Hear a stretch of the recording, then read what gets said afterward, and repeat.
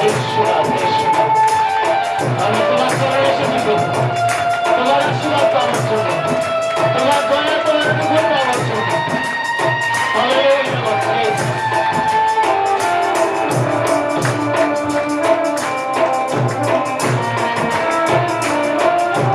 তোমার জ্যোতি পেয়েছি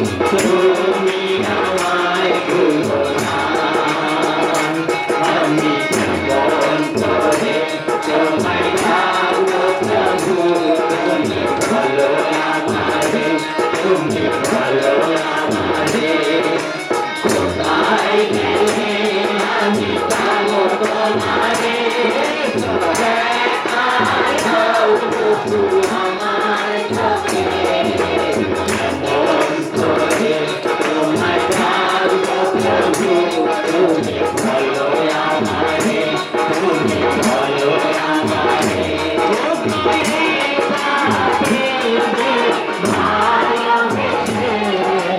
জীবন দিয়েছ প্রভু সবাই ওপরে প্রার্থীকে ভালোবেসে জীবন দিয়েছ প্রভু সবাই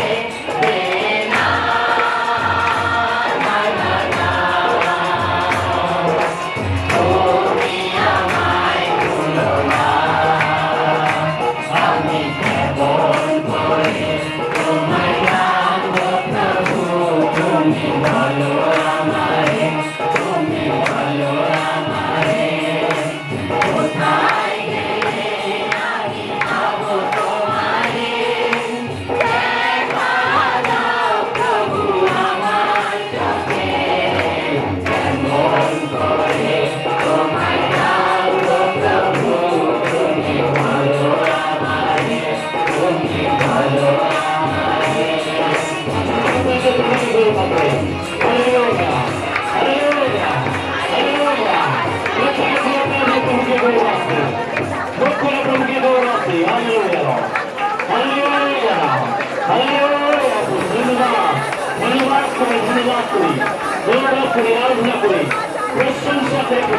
তোমার স্তুতি করে তোমার বন্ধনা করবো আমাদের হৃদয়গুলোকে খুলে দিয়ে তোমার সবকে নত হয়ে নাম রূপে তোমার নাম দেখছি Hallelujah, Lord Jesus. Hallelujah, Lord. Hallelujah.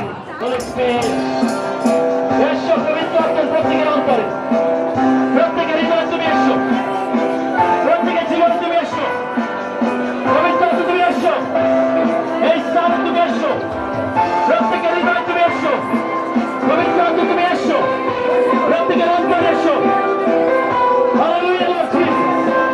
প্রত্যেকে তুমি ছুঁয়ে দাও সময়, প্রত্যেকে তুমি স্পর্শ করার সময়। Lord Jesus, Holy Spirit, আমি তোমাকে ডাকি, তোমাকে আহ্বান করি, এসো পবিত্র আত্মা, তুমি এখানে এসো, প্রত্যেকের অন্তরে তুমি এসো, প্রত্যেকের জীবনে তুমি এসো। Hallelujah, এসো প্রত্যেকের অন্তরে, এসো, আমি তোমাকে ডাকি, তোমাকে আহ্বান করি, এসো প্রত্যেকের অন্তরে, প্রত্যেকের অন্তরে তুমি এসো, এসো পবিত্র আত্মা, তুমি ছুঁয়ে দাও প্রত্যেকজনকে, প্রত্যেকজনকে তুমি স্পর্শ করো। লক্ষ্যবার প্রার্থনা করার সময় প্রত্যেকে মুখগুলোবার প্রার্থনা করো। আপনার প্রার্থনা তুলে ধরো প্রভুর কাছে, আপনি প্রার্থনা করতে এসেছেন, আপনার দুঃখ ব্যথা কষ্ট প্রভুর কাছে তুলে ধরুন। প্রত্যেকে প্রত্যেকে প্রত্যেকে প্রত্যেকে প্রত্যেকে মুখগুলোবার প্রার্থনা করার সময় প্রত্যেকে প্রত্যেকে প্রত্যেকে আপনি নীরব থাকবেন না, রাজি বলে চেষ্টা করুন। তোমাদিকে দেওয়া যাবে, অন্বেষণ করে পাইবে, যারা আঘাত করে গেলেন যে তার করে দেওয়া যাবে। আপনি মুখগুলোবার প্রার্থনা করার সময়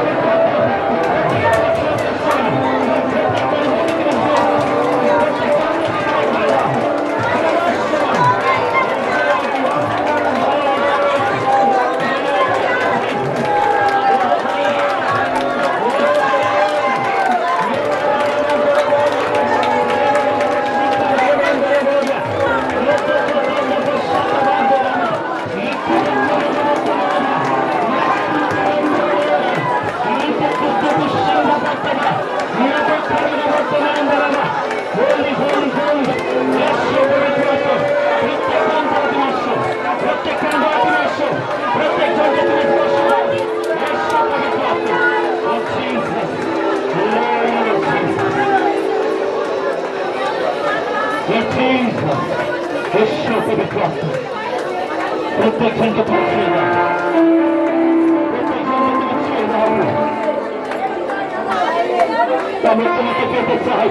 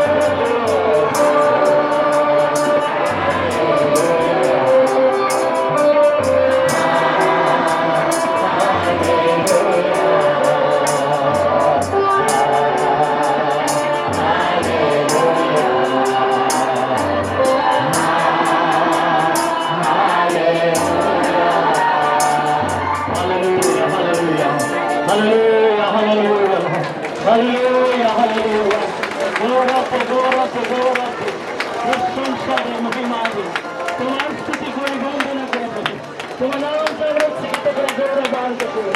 hallelujah, hallelujah, hallelujah, hallelujah, hallelujah, hallelujah. ধন্যবাদ, ধন্যবাদ, ধন্যবাদ সরকে পিতা। জোরে বলি জয় যিশু। প্রভুর ধন্যবাদ, প্রভু যিশুর ধন্যবাদ, স্বর্গের পিতার ধন্যবাদ। আমার সাক্ষ্য, বিশেষ সাক্ষ্য।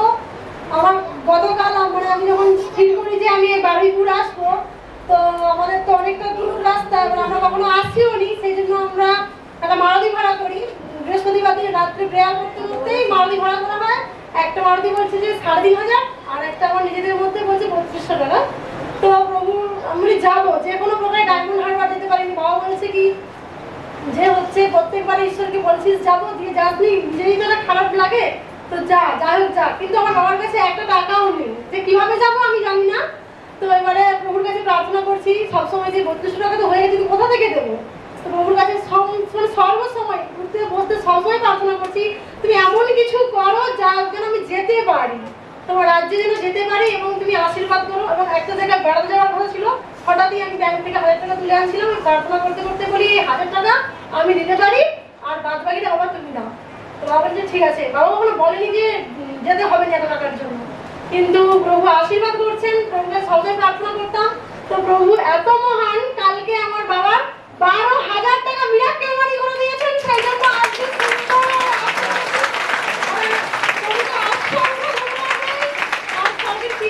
অসংখ্য ধন্যবাদ। তিনি প্রার্থনা শ্রবণকারী, আমাদের সবার প্রার্থনা শুনে উত্তর যে যিশু নামে ধন্যবাদ।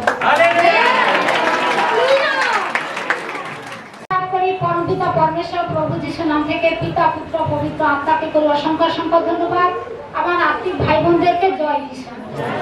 আমার বাড়ি পূর্ব মেদিনীপুর কালকাখালী। আমার নাম নুপুর সাঁতরা। তো আমি তো সবটা জানতে পারি এক দিদি ভাইয়ের দ্বারাই, কেননা আমি 21 বছর বয়স থেকে বিধবা। তো দেখো আমার শারীরিক সমস্যা ছিল, রান্নাঘর ভেঙে টালি পরে আমি আমার এই ঘাড়ের মধ্যে ভীষণ যন্ত্রণা হতো, এবং মাসে মাসে পিরিয়ডের সময় আমার ভীষণ যন্ত্রণা হতো। সর্বদা মানিপাসের মধ্যে আমাকে স্যারিডন রাখতে হতো। তো দেখো তা থেকে পরমেশ্বর পিতা দেখো সেই সন্তানের দ্বারা চাঙাই করলো, তা থেকে আমি সুন্দর আছি। এবং আমার অনেক সাক্ষী, কেননা আজকের আমি 8 বছর প্রভুকে পেয়েছি। তো দেখো আমাকে গোড়ের কামড় থেকে, সাপের কামড় থেকে, গাড়ি অ্যাক্সিডেন্ট থেকে, এমনকি 2020 সালে আমার করোনা হয়েছিল, তা থেকেও আমি খুব সুন্দর আছি। কেননা পরমেশ্বর পিতা যে সত্যি তিনি যে সকলের অন্তরে থাকেন, সকলের সামনে থাকেন। তো দেখো জানতে পারলাম, আর প্রভু যে আজকের আমাকে জগৎ থেকে যে তিনি তুলে নিয়ে এসে যে মনোনীত করেছেন, তো এর জন্য তো প্রভুকে অসংখ্য অসংখ্য ধন্যবাদ জানাই। সবাইকে জয় যিশু। হালেলুয়া। আমি পশ্চিম মেদিনীপুরের কালীচক থেকে আসছি। গত আগস্ট মাসে আমার হঠাৎ নাক থেকে সকালবেলায় রক্ত শুরু হয়। ওটা 2-3 বার ধরে এরকম হতো। সঙ্গে সঙ্গে আমি স্যারকে ফোন করি, স্যার সঙ্গে সঙ্গে প্রার্থনা দেওয়া মাত্রই বন্ধ হয়ে যাচ্ছে। আবার অজিত ভাইকে ফোন করি, যখন স্যারকে না পাই ফোনে, অজিত ভাইকে ফোন করতাম, অজিত ভাই প্রার্থনা দিলেই বন্ধ হয়ে যাচ্ছে। আবার পরের দিন যথারীতি একই টাইমে ওরকম রক্ত পড়তো। এরকম ভাবে 7 দিন হওয়ার পরে তারপরে স্যার, অমিত ভাই, অজিত ভাই, সৌরভ ভাই, এরা সবাই আমার বাড়িতে ডাকি। ওনারা যান, গিয়ে আমাকে এবং আমার দিদি সেই সময় সিঁড়িতে পড়ে গিয়ে তার জাঙের কাছে 2টো বল ফেটে এমনভাবে ঝুলে গেছিল যে ডাক্তার বলেছিল অপারেশন ছাড়া কোনো মতেই ভালো হবে না। আমাদের দুজনকেই স্যার এবং ভাইরা সবাই মিলে আমাদেরকে প্রার্থনা দেন, এবং প্রার্থনা দেওয়াতে আমাদের শরীরে কোনো তন্ত্র কার্য ছিল, সেগুলো থেকে আমরা উদ্ধার পাই। আমি এবং আমার দিদির হাড় জয়েন্ট হয়ে গিয়েছে, অপারেশন করতে হয়নি।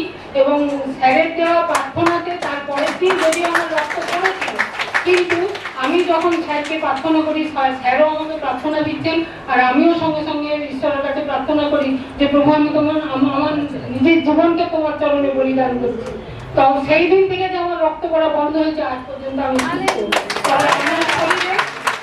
শরীরে এখনো কিছু কষ্ট আছে। আমি বিশ্বাস রাখি, নির্ভর করে আছি যে আমার সম্পূর্ণ আমি সুস্থতা পাবো।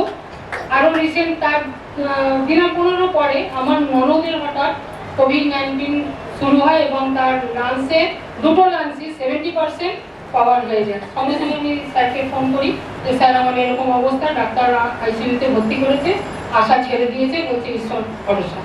তো স্যার যথারীতি প্রার্থনা দিয়েছেন এবং প্রথমে পজিটিভ আসে, তার এক সপ্তাহ পরে আবার টেস্ট করা হয়, তখন নেগেটিভ আসে। এখন উনি সম্পূর্ণ সুস্থ, বাড়িতে এসেছে, ফিরে এসেছে এবং তার লাঞ্চের যে কষ্টটা সেটা এখন দুর্বলতাটা আছে, কিন্তু অনেকখানি রিকভার করেছে। আজকে আমার তার ছেলে, মানে আমার সম্পর্কে আমার ভাগনা হয়, আমার ননদের ছেলে, সেও এসেছে আমার সঙ্গে। এর জন্য স্যারকে আমি ধন্যবাদ দিই, আমার পুরো ভাইদেরকে ধন্যবাদ দিই, বিশেষ করে অজিত ভাই। যখনই ফোন করি তখনই সে আমাকে প্রার্থনা দেয় এবং স্যার তো আমার সঙ্গে আছেনই। আর প্রভু ঈশ্বরের নামে, মহান ঈশ্বরের নামে জয় জয়কার করি। আমি আজ এই পর্যন্ত যেখানে দাঁড়িয়ে সাক্ষ্য দিচ্ছি, এও মহান ঈশ্বরের কন্যার দয়া অনুগ্রহ। কেননা আমি দাঁড়াতে পারতাম না, আজ আমি দাঁড়িয়ে সাক্ষ্য দিতে পারছি। ঈশ্বরের জয় জয়কার। আমি ধন্যবাদ দিই সর্বজীবন্ত ঈশ্বর, পরম মঙ্গলময় প্রভুকে এবং পুত্র যিশুকে এবং পবিত্র আত্মাকে। তো আমি তো আমার জীবনের পরিবর্তন এসেছে আমার হাত থেকে। আমি ঠাকুর সেবা দিতে গিয়ে আমার হাতটা গেছে ভেঙে, দুটি হাড় গেছে ভেঙে, পাহাড় এবং স্ক্রু দেওয়া আছে, এর মধ্যে 16টা স্ক্রু এবং 2টো পাহাড় আছে। আমি ডাক্তার দীর্ঘ 30 বছর পর আমি কোনো একটা ওষুধ খাইনি, কিন্তু হাতকে কেন্দ্র করে এত ওষুধ খেয়েছি, আমার ব্রেন হ্যামারিং হয়ে গিয়ে আমার ব্রেনের উপর প্রেসার পড়েছে, আমার ব্রেন কাজ করছিল না। সে ব্রেন এখন স্মৃতিশক্তি কিন্তু যখন ঠাকুর সেবা দিতে গিয়ে আমার হাত ভেঙেছে, বাড়ির আমার পরিবারের থেকে আমি পরিবর্তন হলাম এবং প্রভুতে এলাম। প্রভুতে আসার পর পুরো সমস্ত কিছু ত্যাগ করেছি, করে প্রভুতে এসেছি। তারপর আমার হাত, আমার সম্পূর্ণ 2টো হাতের পাহাড় এবং স্ক্রু দেওয়া আছে। আমি পুরো পিতার উপরে ভরসা রেখেছি, পুরো একদম করেছি, হাত টেনে সেট করে আমার পাত দেওয়া আছে। তারপর সে পাতের কোনো খানাজ আমার হাতে নাই, সম্পূর্ণ পিতার উপরে আমি ভরসা রেখেছি। কোনো ডাক্তারখানায় যাই, প্রথম চক্রাতে যা নিয়েছি সেই জায়গায় আমার ফার্স্ট অ্যান্ড লাস্ট। সেই কারণে পিতাকে জানাই অসংখ্য ধন্যবাদ। আমার সন্তানের পায়ে সাথে কামড়েছিল, রাত্রের পায়ে পা কামড়েছিল, আমি অনেক তাকে প্রার্থনা নিয়েছিলাম। পায়ের মধ্যে থেকে 3 গাঁট দাঁত বেরিয়েছে এবং ও ফটো তুলে মোবাইলে রেখে দিয়েছে। আমার ওই সন্তান, ওর পায়ে উঠে দাঁড়াও, ওর পায়ে কামড়েছিল, অনেক তার থেকে আমি প্রার্থনা নিয়েছিলাম এবং 3খানা দাঁত বেরিয়েছে পায়ে থেকে। পরমেশ্বরের আশীর্বাদে কিছু হয়নি, 3খানা মোবাইলে ফটো তুলে রেখে দিয়েছে। তো তার জন্য আমি এটুকু জানি সর্বদা যে he can heal you by his miraculous touch. তার অলৌকিক ছোঁয়া দ্বারা আপনার সেই ভাষাতে আমি এটুকু জানি, he can heal you by his miraculous touch. মানে তার অলৌকিক শক্তি দ্বারা তিনি আমাদেরকে সদা সদা আশীর্বাদ করছেন এবং পারেন সবকিছু। এভরিথিং ইজ পসিবল, কিন্তু সবকিছু আমাদের তাড়াতাড়ি সবকিছু সম্ভব। সেই আশীর্বাদ, ভরসা, আশা ভরসা নিয়ে আমি নিজে চলেছি। কোনো রকম ভাবে আমি স্বামী স্ত্রী, আমার একটা সন্তান, সম্পূর্ণভাবে ওই পথ থেকে ঠাকুর দেবদেবী ঘর থেকে একদম ছেড়ে দেয়।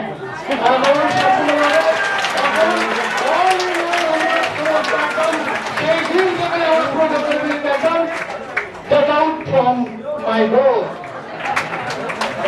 তার জন্য অনেক অনেক ধন্যবাদ। তিনি আমার সর্বদা আশীর্বাদ করেছেন, সর্বদা সঙ্গে আমি আছেন এবং আমাকে এত শক্তি দিয়েছেন। আমি 60 কিলোমিটার রাস্তা যাতায়াত করে আমি পিতা প্রার্থনার জন্য আসি। এই দাদার প্রার্থনা লক্ষ্মীকান্ত চাপাড়িয়া বাউন্ডারি থেকে আমি আসি দাদার প্রার্থনা নেওয়ার জন্য ডায়মন্ড হারবার। তিনি আমাকে এত শক্তি দিয়েছেন, যে শক্তি আমার সাইকেল তুলতে গেলে আমার বউ বাচ্চা তুলে দিত সাইকেল দেওয়ায়। এমনকি পায়খানার জল মুখে করে নিতে পারতাম না। আমি কুমার পায়খানায় বাথরুম পায়খানা করার জন্য আমার সারা বলে আমার বাড়িতে মাছ দিয়ে তুমি থাকো, আমার পায়খানা করার জন্য আমি মানে কুমার পায়খানায় আড়াইবার আমার সারা বাড়িতেও ছিলাম।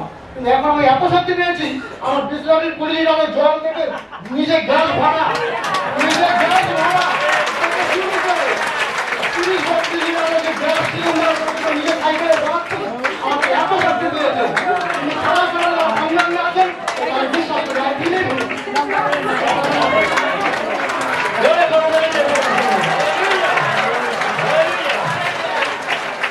প্রভু আমাদের অন্তর জানেন। যদি আপনার অন্তরে কোনো সাক্ষ্য রয়েছে, আপনি দিতে পারলেন না, আপনি বিশ্বাস করুন প্রভু সেটা গ্রহণ করেছেন, প্রভু সেটা শুনেছেন। আমেন। হালেলুয়া। আপনার ইচ্ছা প্রভু দেখেন, আপনার আকাঙ্ক্ষা প্রভু দেখেন এবং তিনি সেই মতো আশীর্বাদ করে থাকেন। তো আমরা ঈশ্বরের বাক্যতে যাব। আজকের এই বিষয় নিয়ে ঈশ্বরের বাক্য থেকে আমরা আলোচনা করব। কেন অনেকে উদ্ধার পায় না? বিশ্বাসের ঘাটতি, অবিশ্বাস। কেন অনেকে উদ্ধার পায় না? তার কারণ হচ্ছে বিশ্বাসের ঘাটতি বা অবিশ্বাস। অনেকের জীবনে বিশ্বাসের ঘাটতি থাকে। অবিশ্বাস থাকার জন্য অনেকে উদ্ধার পায় না।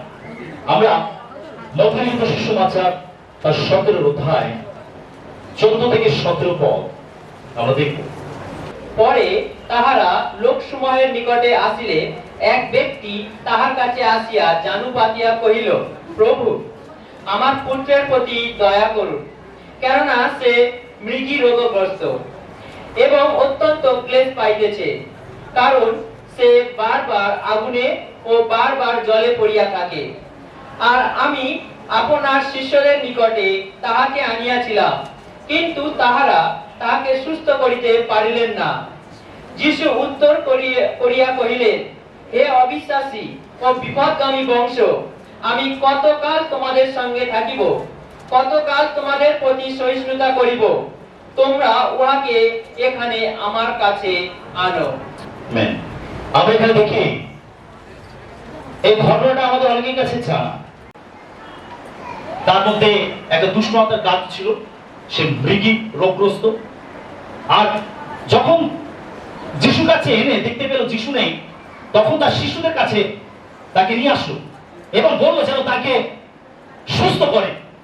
কিন্তু শিশুরা এখানে ব্যর্থ হলো, তারা সেই বালকটিকে সুস্থ করতে পারলো না, অর্থাৎ সেই দুষ্ট আত্মা থেকে সেই বাচ্চাটিকে মুক্ত করতে পারলো না। যখন যিশু পর্বত থেকে নামলেন, তিনি দেখছেন সেখানে গোলযোগ চলছে। লোকেরা শিশুদেরকে অভিযোগ করছে, তোমরা কেন পারলে না, কেন পারলে না, তোমরা তার সঙ্গে রয়েছো, তোমাদের যা পারা উচিত, তোমাদের যা করা উচিত। আমেন।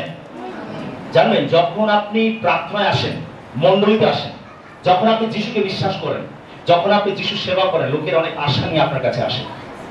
আমেন। লোকেরা অনেক আশা নিয়ে আপনার কাছে আসে। কোন সমস্যায় পড়লে, বিপদে পড়লে তারা আপনাকে ফোন করে, তারা আপনার কাছে আসে যেন আপনি তাদের জন্য প্রার্থনা করেন, যেন আপনি তাদের পাশে দাঁড়ান। আর এটা আমাদের করা উচিত আছে, করার প্রয়োজন আছে। আমেন। হালেলুয়া। তো যখন তারা পারলো না, তার লোকেরা শিশু থেকে অভিযোগ করছে যে তোমরা কেন পারলে না, তোমাদের এটা পারা উচিত, তোমাদের এটা করা উচিত, কিন্তু তারা ব্যর্থ হয়েছিল। যিশু যখন আসলেন, তখন দেখছেন ওখানে গোলযোগ চলছে। তো তিনি কারণ জানতে চাইলেন। তখন সেই বাবা দৌড়ে আসলো যিশুর কাছে, আর এসে বলছে যে আমার ছেলেটিকে বাঁচা, একে দুষ্ট আত্মা ধরেছে। আর যখন একে ধরে, তখন একে এমন কষ্ট দেয় যে এ মরার মতো কাঠ হয়ে যায়, দাঁত কিরবির করে, চিৎকার করে, মুখ থেকে ফেনা বেরোয়। অত্যন্ত কষ্টের মধ্যে থেকে এই বালকটি যাচ্ছিল। আর যখন যিশু কাছে বিষয়টাকে তার বাবা বলল, তখন যিশু শিষ্যদেরকে ধিক্কার জানালো। এখানে কি বলছে যিশু? তিনি বলছেন, যিশু উত্তর করিয়া কহিলেন 17 পদে, হে অবিশ্বাসী ও বিপদগামী বংশ। কি বলছে? হে অবিশ্বাসী ও বিপদগামী বংশ। যিশু এখানে শুধু শিষ্যদেরকে অভিযোগ করছে তা নয়, তাদের বংশকে অভিযোগ করছে। এখানে বংশ বলতে সমস্ত জিহুদি জাতিকেই যিশু বোঝাতে চাইছে। তার মানে যিশু এসেছিলেন জিহুদি জাতির মধ্যে, যেন জিহুদি জাতিরা তাকে গ্রহণ করে, তাকে জানতে পারে। কিন্তু জিহুদি জাতি তাকে প্রত্যাখ্যান করেছিল, তাকে মসীহ বলে স্বীকার করেনি।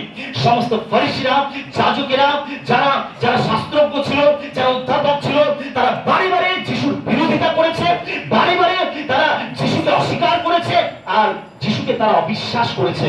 আর যিশু এখানে শুধু শিষ্যদেরকে বলছেন তা নয়, কিন্তু সমস্ত জিহুদি জাতিকে, তাদের বংশকেও তিনি ধিক্কার জানাচ্ছে যে তোমরা অবিশ্বাসী এবং বিপদগামী বংশ।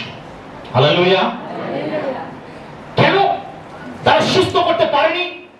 প্রথম হচ্ছে তার শিষ্যদের অবিশ্বাস, জিহুদি জাতি অবিশ্বাস, তাদের অবিশ্বাস প্রযুক্ত প্রভু যিশু তিনি বলছেন যে সেই বালকটি সুস্থ হতে পারেনি।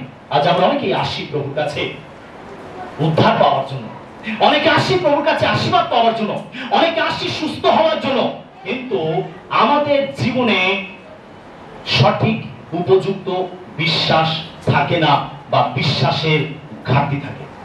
আর এই বিশ্বাসের ঘাটতির জন্য, অবিশ্বাসের জন্য ঈশ্বর আমাদের জীবনে অলৌকিক কাজ করতে পারে না, বা আমরা উদ্ধার পাই না। তার কারণ আমাদের অবিশ্বাস। প্রথমত শিষ্যদের মধ্যে আমরা দেখি অবিশ্বাস, তাদের মধ্যে অবিশ্বাস ছিল বা যথেষ্ট পরিমাণ বিশ্বাস তাদের জীবনে ছিল না, আর সেই জন্য তারা অন্যকে সাহায্য করতে পারেনি।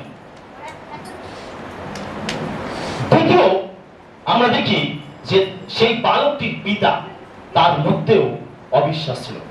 আমরা মার্ক লিখিত সুসমাচার দেখি, মার্ক তার 9:21-24 পদ। তখন তিনি তাহার পিতাকে জিজ্ঞাসা করিলেন, ইহার কতদিন এমন হইয়াছে? সে কহিল, ছেলেবেলা থেকে।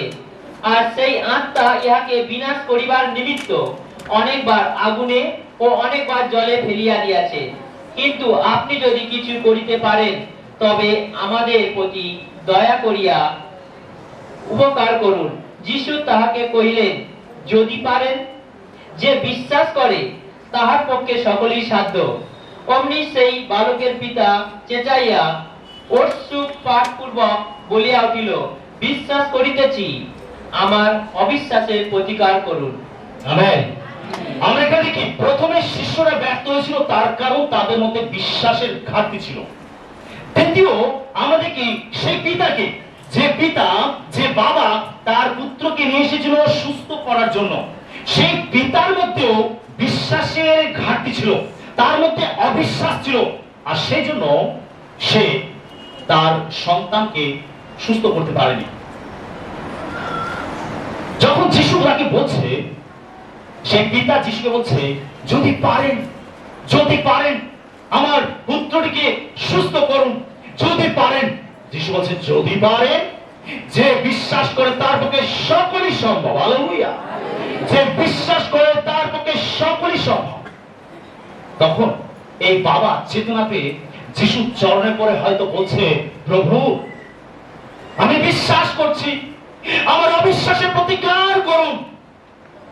আর তারপরে যিশু সেই বালকটিকে সুস্থ করলেন। আজ আমাদের অনেকের জীবনে বিশ্বাসের ঘাটতি রয়েছে। আমরা সন্দেহ নিয়ে ঈশ্বরের কাছে আসি, আমরা সন্দেহ নিয়ে প্রার্থনা করি। আমরা ভাবি যে সত্যি ঈশ্বর প্রার্থনা শোনেন, সত্যি কি ঈশ্বর আশীর্বাদ করেন, সত্যি কি ঈশ্বর এই কাজটা করতে পারেন, সত্যি কি আমার জীবন পরিবর্তন হবে, সত্যি কি আমার অবস্থা বদলে যাবে। আমরা অনেক সময় অনেক সন্দেহ বা হতাশা নিয়ে আমরা প্রার্থনা করি। আর এই ধরনের প্রার্থনায় ঈশ্বর কাজ করতে পারে না, বা এই ধরনের প্রার্থনার উত্তর আমরা পাই না। অবশেষে আমরা বিরক্ত হয়ে, বিব্রত হয়ে আমরা ঈশ্বর দিকে আঙুল তুলি, আমরা ঈশ্বরকে অভিযোগ করি। যদি দুর্বলতা থাকে, যদি আশীর্বাদ পাচ্ছিলাম, তার মানে ঘাটতি আমাদের জীবনে রয়েছে, ঈশ্বরের জন্য দায়ী নয়, আমরা এর জন্য দায়ী।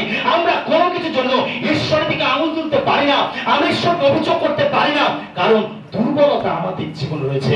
ঈশ্বর হলেন স্বয়ং সম্পূর্ণ ঈশ্বর, তার মধ্যে এতটুকু খুঁত নাই, এতটুকু ত্রুটি নাই, তার মধ্যে অন্ধকারে লেশ মাত্র নাই। তিনি স্বয়ং সম্পূর্ণ ঈশ্বর, তিনি ঈশ্বর, দায়ী ঈশ্বর, তিনি সর্বশক্তিমান ঈশ্বর। হালেলুয়া। এই পিতা, তার জীবনে অবিশ্বাস ছিল, অবিশ্বাস ছিল। আপনি প্রভুর কাছে এসেছেন, আপনি প্রভুকে বিশ্বাস করেন তো? আপনি বিশ্বাস করেন তো? ঈশ্বরের প্রতি, তার বাক্যের প্রতি কোন সন্দেহ আছে কি আপনার? যদি সন্দেহ থাকে, অবিশ্বাস থাকে, আপনি ঈশ্বরের আশীর্বাদ থেকে বঞ্চিত হবেন। Hallelujah, hallelujah, hallelujah. যদি আপনার জীবনে বিশ্বাসের ঘাটতি থাকে, আপনি আপনার জীবনের পরিবর্তন দেখতে পাবেন না। যদি বিশ্বাসের ঘাটতি থাকে, আপনি আপনার জীবনে অলৌকিক কার্য দেখতে পাবেন না। আপনার উদ্ধারকে আটকে রাখবে আপনার অবিশ্বাস। আমরা যদি দেখি, যিশু যে নগরে বড় হয়েছিলেন, জানেন কোন নগরে তিনি বড় হয়েছিলেন?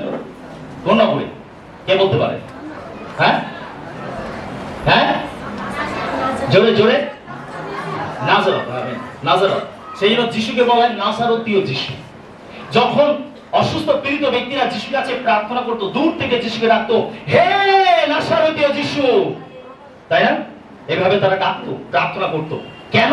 তার কারণ যিশু নাজারতে বড় হয়েছিলেন, তার বাল্যকাল কেটেছিল নাজারতে, সেই জন্য তাকে নাজারতীয় যিশু বলা হয়।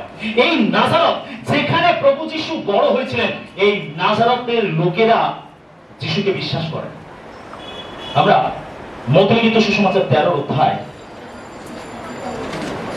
মথি 13:58 পত্র আমরা পড়ি। আর তাহাদের অবিশ্বাস প্রযুক্ত তিনি সেখানে বিস্তর পরাক্রম কার্য করিলেন না। তাদের অবিশ্বাস প্রযুক্ত প্রভু যিশু সেখানে পরাক্রম কার্য করতে পারলেন না। কাদের অবিশ্বাস প্রযুক্ত? এই নাজারত নগরের লোকেদের অবিশ্বাস প্রযুক্ত।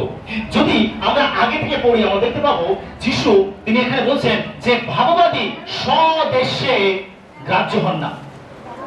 যেহেতু যিশু সেখানে বড় হয়েছিলেন, তার বাল্যকাল কেটেছিল সেখানে, লোকেরা তাকে ভালো করে জানতো, আরে এ তো শুদ্ধ ধরের পুত্র, এ তো সেই যোসেফের পুত্র, আরে ভাই বোনরা তো আমাদের মধ্যে রয়েছে।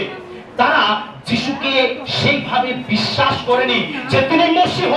শাস্ত্র অনুযায়ী যে সমস্ত ভাববাদীরা ভাববাণী করেছেন সেই ভাববাণী অনুযায়ী যিশুই হলেন মসিহ, তিনি হলেন জগতের উদ্ধারকর্তা, তিনি হলেন জগতের পরিত্রাতা। আর এই নাজারতের লোকেরা তারা যিশুকে বিশ্বাস করেনি। আর সেই জন্য বাইবেল বলছে যিশু সেখানে দুই একটা অলৌকিক কাজ করেছিলেন, তিনি বেশি অলৌকিক কাজ সেখানে করতে পারেননি। তিনি অন্য নগরে যেভাবে অলৌকিক কাজ করেছিলেন তিনি তার নিজের স্বদেশে তিনি বেশি অলৌকিক কাজ করতে পারেননি। তার কারণ তাদের অবিশ্বাস প্রযুক্ত। যখন আপনি ঈশ্বরকে বিশ্বাস করেন তখন আপনার জীবনে আশীর্বাদের দরজা খুলে যায়। কিন্তু যখনই আপনি ঈশ্বরকে অবিশ্বাস করেন তখনই আপনার জীবনের আশীর্বাদের দরজাগুলোকে আপনি লক করে রাখেন, বন্ধ করে রাখেন। আর সেখানে আপনি আপনার জীবনে বন্ধন দেখতে পান, আপনার জীবনে কষ্ট দেখতে পান, আপনার জীবনের সমস্যা দেখতে পান। তার কারণ আপনার অবিশ্বাস প্রযুক্ত, আপনি আপনার জীবনের দরজাগুলোকে আপনি ব্লক করে রেখেছেন। এই নাজারতের প্রভু যিশু তিনি বেশি চিহ্ন কাজ, অলৌকিক কাজ করতে পারেনি, তাদের অবিশ্বাস প্রযুক্ত। আমাদের অবিশ্বাসের জন্য আমরা ঈশ্বরের আশীর্বাদ থেকে বঞ্চিত হই। আমাদের অবিশ্বাসের জন্য আমাদের বিশ্বাসকে বৃদ্ধি করতে হবে। যে বিশ্বাস করে তার পক্ষে সকলই সম্ভব। প্রত্যেক বলি, প্রভু আমি তোমাকে বিশ্বাস করি, আমি তোমার বাক্যকে বিশ্বাস করি, আমি বিশ্বাস করি তুমি ঈশ্বরের পুত্র, আমি বিশ্বাস করি তুমি আমার পরিত্রাতা, আমি তোমাকে বিশ্বাস করি। আমার জীবনে অলৌকিক কাজ করো, আমার জীবনকে পরিবর্তন করো, আমাকে নতুন করো, আমার প্রত্যেকটি প্রার্থনা তুমি আমাকে তৃপ্ত করো। আমেন।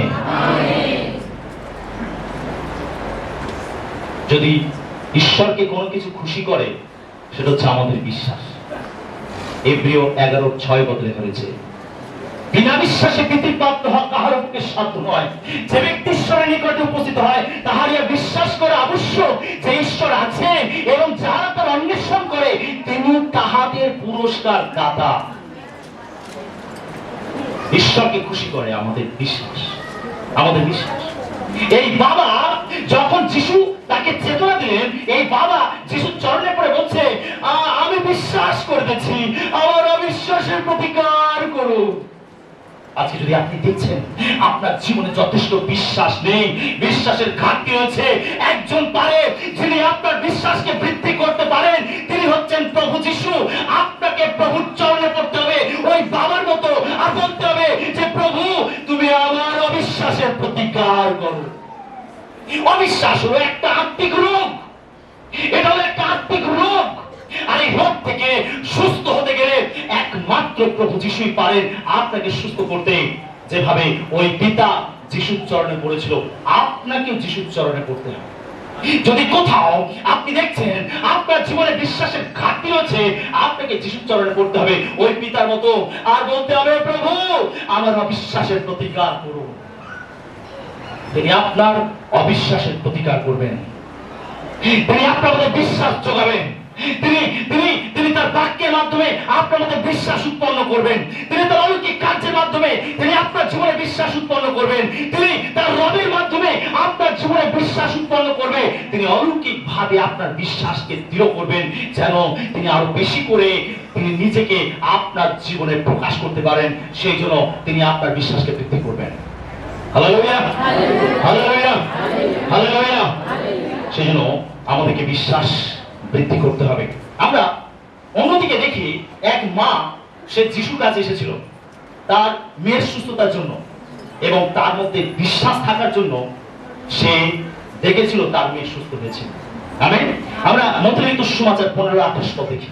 তখন যীশু উত্তর করিয়া তাহাকে কহিলেন, হে নারী, তোমার বড়ই বিশ্বাস, তোমার যেমন ইচ্ছা তেমনি তোমার প্রতি হোক। আর সেই দণ্ড অবধি তাহার কন্যা সুস্থ হইল। আমেন।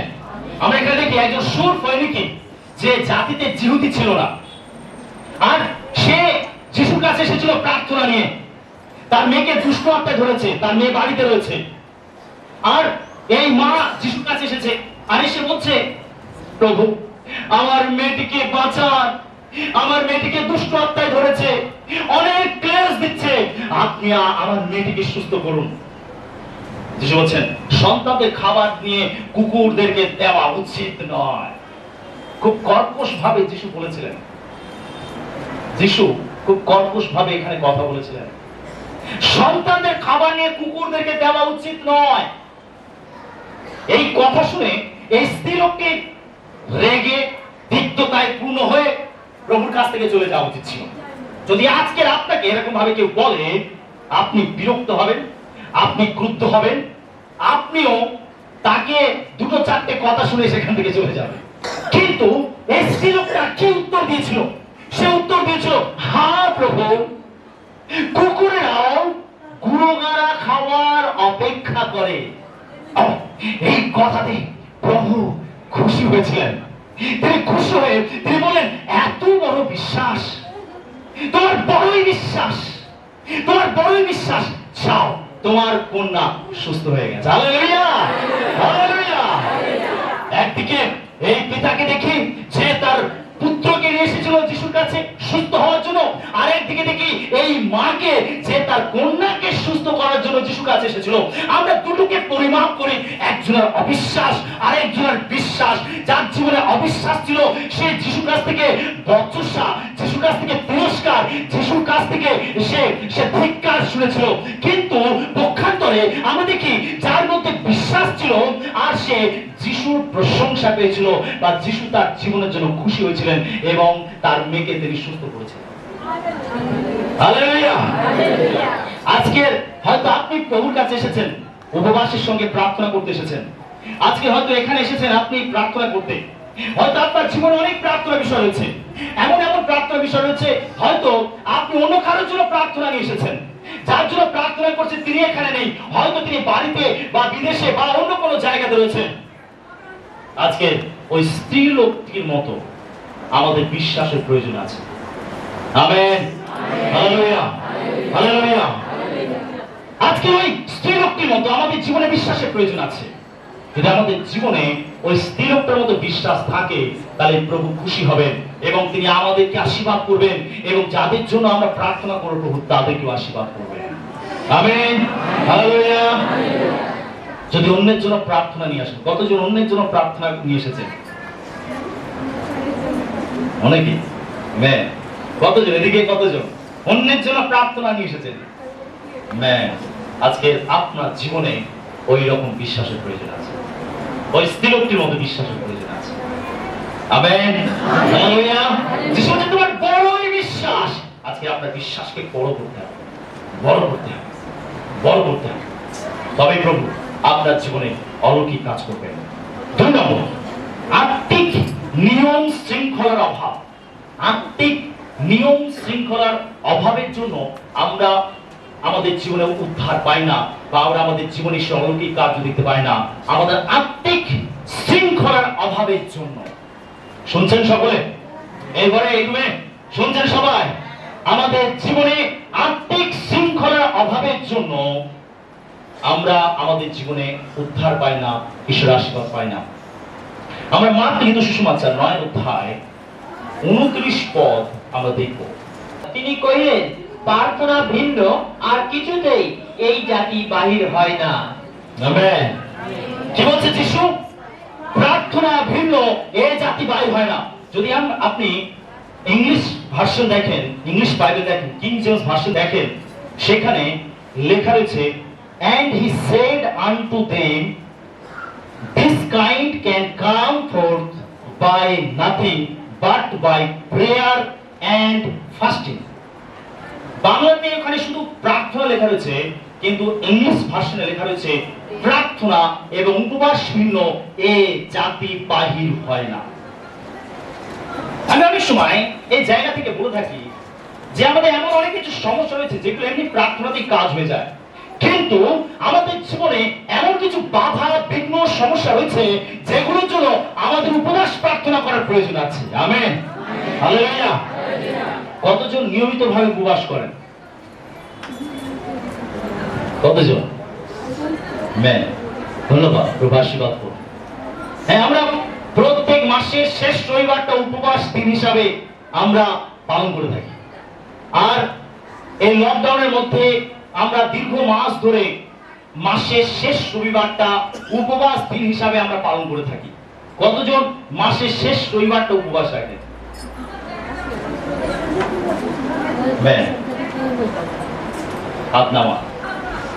দেখুন, যখন যিশু তার শিশুদের সঙ্গে বসে তিনি খাচ্ছিলেন, শিশুরা হাত না ধুয়ে তারা খেতে আরম্ভ করে দিয়েছিল। তারা হাত না ধুয়ে খেতে আরম্ভ করে দিয়েছিল। আর যারা ফরিসি ছিল, যারা অধ্যাপক ছিল, তারা যিশুর ভুল ধরার জন্য সবসময় তার পিছনে পড়ে থাকতো। বলছে, দেখুন আপনার শিশুরা হাত না ধুয়ে খেতে আরম্ভ করে দেয়। দেখুন আপনার শিশুরা উপবাস করে না। বারবার তার অভিযোগ করতো, বারবার তার অভিযোগ করতো যে আপনার শিশুরা উপবাস করে না। যোহনের শিশুরা উপবাস করে, আমরা উপবাস করি, কিন্তু কিন্তু আপনার শিশুরা উপবাস করে না। যিশু বলছেন, বর সঙ্গে থাকলে বাসর ঘরের লোকেরা কি বিলাপ করবে? হ্যাঁ, আপনি দেখেছেন বর সঙ্গে থাকলে বিবাহ ভোজের অনুষ্ঠানে লোকের উপবাস করে? দেখেছেন কাউকে? না। কিন্তু যিশু বলছেন, এমন সময় আসবে যখন বর তাদের কাছ থেকে চলে যাবে আর তখনই তারা উপবাস করবে। আমেন। তার মানে প্রভু যিশু তিনি বলছেন, বর মানে তিনি নিজেকে বলছেন, তিনি পুনরুত্থিত হয়ে স্বর্গে চলে যাবেন আর তারপরেই তার অনুসারীরা কি করবে? উপবাস করবে। তার মানে যিশু বর্তমানে আমাদের মাঝে নেই, তিনি তিনি রক্ত মাংসের দেহ নিয়ে স্বর্গে চলে গেছেন। আর এই সময় যখন বর আমাদের মাঝে নেই, তখন আমাদের প্রয়োজন আছে উপবাস করা। Amen, hallelujah. অনেক জায়গাতে এরকম শিক্ষা দেওয়া হয় যে না, উপবাস করার প্রয়োজন নেই, উপবাস করার প্রয়োজন নেই। অনেক জায়গায় এরকম শিক্ষা দেয়, উপবাস করার প্রয়োজন নেই, না তুমি উপবাস করবে না।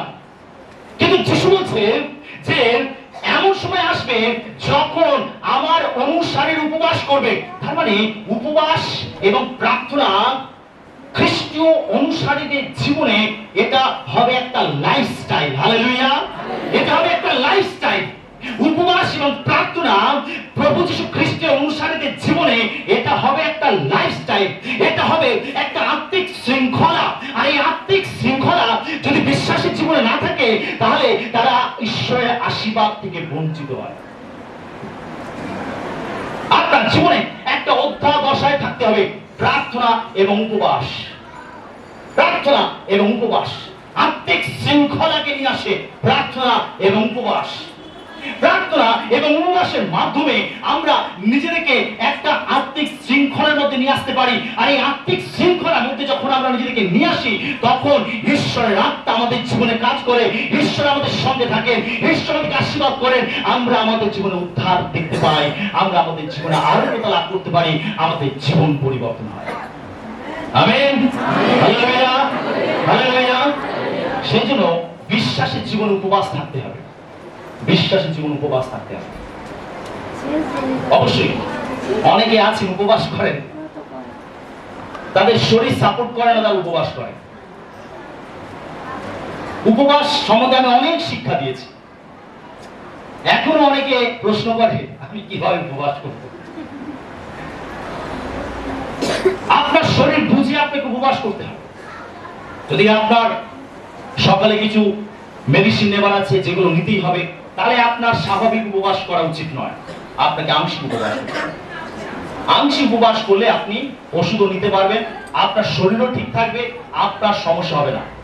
অনেকে শরীর সাপোর্ট করে না আর তারা স্বাভাবিক উপবাস, সম্পূর্ণ উপবাসের মধ্যে যান, আর তাদের কি হয়, তাদের শারীরিক সমস্যা তৈরি হয়। আমাদের জীবনে আত্মিক শৃঙ্খলা থাকতে হবে। আপনার জীবনে ঈশ্বরের বাক্যের সঙ্গে অধ্যবসায় থাকতে হবে। আপনার জীবনে প্রার্থনা থাকতে হবে। আপনার জীবনে উপবাস থাকতে হবে। আর এই আত্মিক শৃঙ্খলাগুলো আমাদের জীবনে আশীর্বাদের দরজাগুলোকে খুলে দেয়। আমেন। আর এটা আমাদের জীবনের অধ্যবসায় থাকতে হবে। আর সেই জন্য মাসের শেষ রবিবারটা আমাদের এই মণ্ডলীর এক উপবাসের দিন হিসাবে আমরা পালন করে থাকি। মাসের শেষ রবিবার। আমেন। আমাদের জীবনে আত্মিক শৃঙ্খলার ঘাটতি হলে আমরা উদ্ধার থেকে বঞ্চিত হই, আরোগ্যতা থেকে বঞ্চিত হই, পরিত্রাণ থেকে বঞ্চিত হই, আমরা আশীর্বাদ থেকে বঞ্চিত হই। সেজন্য আমাদের জীবনে আত্মিক শৃঙ্খলা থাকতে হবে। আপনাকে একটা আত্মিক শৃঙ্খলার মধ্যে নিজেকে নিয়ে আসতে হবে। আপনি স্বেচ্ছাচারী হতে পারেন না। আপনি যা খুশি খেয়াল খুশি তাই করতে পারেন না। আপনি যখন একজন খ্রিস্ট বিশ্বাসী, আপনি যখন একজন ঈশ্বরের একজন সন্তান শিষ্য, তখন আপনাকে একটা আত্মিক শৃঙ্খলার মধ্যে নিয়ে আসতে হবে। আপনি বিশৃঙ্খল ভাবে জীবন যাপন করতে পারেন না। যারা রাস্তার মোড়ে আড্ডা মারে, যারা পার্কে বসে আড্ডা মারে, যারা তাস খেলে, যারা বিভিন্ন নেশা ভান করে, আপনি তাদের মতো বিশৃঙ্খল জীবন যাপন করতে পারেন না। আপনার জীবনে কাটছাট থাকতে হবে, আপনার জীবনে বাছাই থাকতে হবে, আপনার জীবনে পৃথকীকরণ থাকতে হবে, আপনার জীবনে আত্মিক শৃঙ্খলা থাকতে হবে। আর এই আত্মিক শৃঙ্খলা আপনাকে আত্মিকভাবে উচ্চ পর্যায়ে নিয়ে যাবে। এই আত্মিক শৃঙ্খলা আপনার জীবনে আশীর্বাদের দরজাগুলোকে খুলে দেবে। আপনি আপনার জীবনে উদ্ধার দেখতে পাবেন, আপনি আপনার জীবনে উদ্ধার পাবেন, আপনি আপনার জীবনে ঈশ্বরের আনন্দ লাভ করবেন। কারণ আত্মিক শৃঙ্খলা আমাদের জীবনে উদ্ধার নিয়ে আসে। এটা আমাদের জীবনে একান্ত প্রয়োজন আছে। আমেন। হালেলুয়া। মন স্থির করুন, মন স্থির করুন, ডিসিশন নিন, ডিসিশন নিন। মনে মনে চিন্তা করুন, পরিকল্পনা করুন, আমি কিভাবে আমার বিশৃঙ্খল জীবনকে আমি শৃঙ্খলার মধ্যে নিয়ে আসতে পারি। কি কি আমার জীবনে খামতি আছে, কি কি আমার জীবনে দুর্বলতা আছে, কোনগুলো আমাকে পিছনের দিকে টানছে, কোনগুলো আমাকে ফেলে দিচ্ছে, সেগুলোকে কাট করতে হবে আমাদের জীবন থেকে। আমেন। আর এই সিদ্ধান্ত আমাদেরকে নিতে হবে। শুধু সিদ্ধান্ত নিলে হবে না, সেটাকে বাস্তবায়িত করতে হবে, সেটাকে কাজে পরিণত করতে হবে। আমেন। হালেলুয়া। তারপর আমরা দেখি 3 নম্বর, ক্ষমাহীনতা। ক্ষমাহীনতা আমাদের জীবনে উদ্ধার বা আরোগ্যতা বা পরিত্রাণকে আটকে দেয়। ক্ষমাহীনতা, ক্ষমাহীনতা, ক্ষমাহীনতা আমাদের জীবনে ঈশ্বরের উদ্ধার কার্যকে আটকে দেয়। ক্ষমাহীনতা। আমরা মথি লিখিত সুসমাচার 18 অধ্যায় 35 পদ আমরা পড়ি। মথি 18:35। আমার স্বর্গীয় পিতাও তোমাদের প্রতি এইরূপ করিবেন, যদি তোমরা প্রতিজন অন্তঃকরণের সহিত আপন আপন ভ্রাতাকে ক্ষমা না করো। ক্ষমাহীনতা আমাদের জীবনে উদ্ধার কার্যকে ব্লক করে দেয়। ক্ষমাহীনতা। আমরা অনেকে আছি খুব কঠিন মনা মানুষ। আমরা আমাদের প্রতিবেশীকে, আমাদের প্রিয়জনকে আমরা ক্ষমা করতে পারি না। আর এই ক্ষমাহীনতার জন্য আমাদের জীবনে আশীর্বাদের দরজা বন্ধ হয়ে যায়। ক্ষমাহীনতা। একবার এক বিশ্বাসী তিনি প্রার্থনা নিতে এসেছেন। এক প্রচারক তিনি প্রচার করছিলেন, আর সেইখানে এক বিশ্বাসী তিনি প্রার্থনা নিতে তিনি লাইনে দাঁড়িয়েছেন। আর যখন তিনি প্রার্থনা নিচ্ছেন তখন ঈশ্বরের আত্মা সেখানে কাজ করে, আর তাকে বলে যে তার হাতগুলো বেঁকে গেছিল, আঙুলগুলো বেঁকে গেছিল, ব্যথায় কুকড়ে যেত, এরকম কষ্টের মধ্যে সে ছিল। আর সে সুস্থতার জন্য প্রার্থনা লাইনে দাঁড়ায়। আর যখন সে প্রার্থনা লাইনে দাঁড়ায় তখন ঈশ্বর আত্মা সেই প্রচারকের মাধ্যমে, সেই ঈশ্বরের লোকের মাধ্যমে তাকে চেতনা দেয় যে তোমার জীবনে এমন কেউ আছে যাকে তুমি ক্ষমা করতে পারোনি। আর তখনই সে কান্নায় ভেঙে পড়ে। তার স্বামীকে সে ক্ষমা করতে পারেন। তার স্বামী অত্যাচারী ছিল, তার স্বামী তাকে বিভিন্নভাবে অত্যাচার করত, টর্চার করত, আর সেই জন্য সে তার স্বামীকে ক্ষমা করতে পারে। আর এই ক্ষমাহীনতা তার জীবনে এই ব্যাধিকে নিয়ে এসেছে, এই রোগকে নিয়ে এসেছে। অনেক সময় ক্ষমাহীনতা আমাদের জীবনে রোগ নিয়ে আসে। ক্ষমাহীনতা যখন আমরা অন্যকে ক্ষমা করতে পারি না, তখন এই ক্ষমাহীনতা হৃদয় আমাদের জীবনে রোগ ব্যাধি বা শয়তানের কার্যের দরজাকে খুলে দেয় এবং আমরা একটা বন্ধনের মধ্যে চলে যাই। এই স্ত্রীলোকটি তিনি অনুতাপ করলেন, তিনি তার স্বামীকে সেখানে ক্ষমা করে দিলেন, আর সঙ্গে সঙ্গে সেই স্ত্রীলোকটি সম্পূর্ণ সুস্থ হয়ে গেল। হালেলুয়া! তার আঙ্গুলগুলো ঠিক হয়ে গেল, তার হাত ঠিক হয়ে গেল, এই কঠিন রোগ থেকে সে মুক্ত হয়ে গেল। ক্ষমাহীনতা আমাদের জীবনে আরোগ্যতাকে ব্লক করে দেয়, উদ্ধারকে ব্লক করে দেয়। আমাদের জীবনে ক্ষমার প্রয়োজন আছে। Amen, hallelujah. আপনি আপনার প্রিয়জনকে ক্ষমা করুন। অনেক বিশ্বাসী আছে যে বিশ্বাসী ভাই বোনকে ক্ষমা করে না। অনেকে আছে বিশ্বাসী এক বিশ্বাসী আরেক বিশ্বাসী ভাই বোনকে ক্ষমা করে না। যাকে আমরা দেখছি, যার সঙ্গে আমরা ওঠা বসা করছি, যদি আমরা তাকে ভালোবাসতে না পারলাম, তাহলে যাদেরকে আমরা দেখিনি আমরা তাদেরকে কি করে ভালোবাসবো? বা যে ঈশ্বরকে আমরা দেখিনি সেই ঈশ্বরকে আমরা কি করে ভালোবাসবো? সেই জন্য আমাদের ক্ষমা করার প্রয়োজন আছে, একে অন্যকে ক্ষমা করার প্রয়োজন আছে। যদি কেউ আপনার প্রতি অত্যাচার করেছে, অন্যায় করেছে, উপদ্রব করেছে, ক্ষমা করুন তাকে, ক্ষমা করুন। Amen, hallelujah, hallelujah, hallelujah. প্রথমত নিজেকে ক্ষমা করা, তারপর হচ্ছে অন্যকে ক্ষমা করা। এখানে একটা ঘটনার আমরা পাঠ করলাম। সেখানে এক ব্যক্তি, সে তার মনিবের কাছ থেকে 10,000 মুদ্রা সে ধার নিয়েছিল, আর সে পরিশোধ করতে পারেনি বলে সেই মনিব তাকে শাস্তি দিতে চাইছিল। তখন সে সেই মনিবের পায়ে পড়ে অনুতাপ করছে।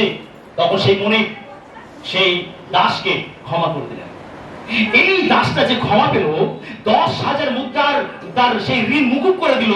সেই ব্যক্তি বাইরে বেরিয়ে এসে তার সহদাসের গলা ধরেছে। সে তার কাছ থেকে হয়তো 50টা মুদ্রা হয়তো পায়। তার বলতে যে তুই আমার মুদ্রাটা দিলি না, আমার টাকাটা দিলি না। সে অনেক অনুতাপ করছে, তার কাছে কাকুতি মিনতি করছে। সে তাকে নিয়ে গিয়ে কারাগারের মধ্যে ফেলে দিয়েছে। তখন আরো যারা সহদাস ছিল তারা গিয়ে সেই মনিবকে গিয়ে বলে দিয়েছে, জানেন আপনি যার 10,000 টাকা ক্ষমা করে দিয়েছেন, সে তার একজন সহদাসকে সে 50টা টাকা ক্ষমা করতে পারেনি। সে তার উপরে অত্যাচার করছে। এই ডেকে নিয়ে তাকে নিয়ে এসে তিনি তার শাস্তির ব্যবস্থা করলেন। যদি আমরা একে অন্যকে ক্ষমা না করি, তাহলে আমাদের জীবনে শাস্তি অপেক্ষা করছে। আপনি কোনটা চান, ঈশ্বরের আশীর্বাদ নাকি শাস্তি? আমরা কোনটা চাই? আমরা চাই ঈশ্বরের আশীর্বাদ। আমেন। আমরা কি চাই? ঈশ্বরের আশীর্বাদ। আর ঈশ্বরের আশীর্বাদ পেতে হলে একে অন্যকে ক্ষমা করতে হবে। আমেন। আপনি চোখ বন্ধ করে দেখুন, এমন কেউ আছে আপনার জীবনে যাকে আপনি ক্ষমা করতে পারেন না? এখনই ক্ষমা করে দিন, এখনই ক্ষমা করে দিন, এখনই ক্ষমা করে দিন। আর দেখুন ঈশ্বরের আত্মা আপনার জীবনে কিভাবে কাজ করে। Amen, hallelujah, hallelujah, hallelujah. 4 নম্বর পয়েন্ট, সমস্ত প্রকার পাপ থেকে মন পরিবর্তন। সমস্ত প্রকার পাপ থেকে মন পরিবর্তন। সমস্ত প্রকার পাপ থেকে মন পরিবর্তন। আমাদের সমস্ত পাপ থেকে মনকে পরিবর্তন করা প্রয়োজন আছে। যদি আমরা পাপ থেকে ফিরে না আসি, তাহলে আমরা আমাদের জীবনে আরোগ্যতা, উদ্ধার আমরা পাবো না। যদি পাপের মধ্যে থাকি আর প্রার্থনা করি, মনকে পরিবর্তন না করি, আমরা কখনো আমাদের জীবনে ঈশ্বরের আশীর্বাদ লাভ করতে পারবো না। আমরা যিশাইয় 55 অধ্যায় 7 পত্র পড়ি। যিশাইয় 55 অধ্যায় 7 পদ পড়ি। দুষ্ট আপন পথ, অধার্মিক আপন সংকল্প ত্যাগ করুক, এবং সে সদাপ্রভুর প্রতি ফিরিয়া আইসুক, তাহাতে তিনি তাহার প্রতি করুণা করিবেন। আমাদের ঈশ্বরের প্রতি ফিরিয়া আইসুক, কেননা তিনি প্রচুর রূপে ক্ষমা করিবেন। আমেন। আমাদের পাপ আমাদের জীবনের শয়তানের দরজাকে খুলে দেয়। পাপ, আমাদের পাপ আমাদের জীবনে আশীর্বাদের দরজাকে বন্ধ করে দেয়। আমাদের জীবনের পাপ, আমাদের জীবনের পাপ, পাপ আমাদের জীবনে আশীর্বাদের দরজাকে বন্ধ করে দেয়। যদি আমরা চাই ঈশ্বরের আশীর্বাদ পেতে, আমাদের পাপ থেকে ফিরে আসতে হবে। রায়চকে যখন রিভাইভাল মিটিং হচ্ছিল, মিটিং এর শেষে